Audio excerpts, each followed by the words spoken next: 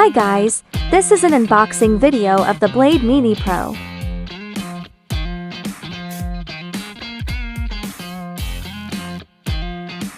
The accessories include a charger, a multi-function screwdriver, and screw parts. Now, let's take a look at this big guy. Oh my god, it's a bit heavy for me.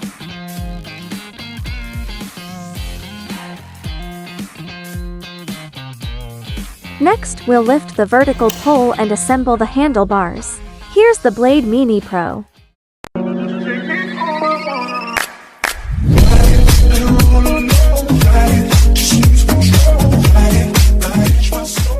The Blade Mini Pro is equipped with dual 500W motors, delivering a peak power output of to 400W. It can reach a top speed of 50 km per hour and boasts an impressive range of up to 80 km. It's truly an excellent ride.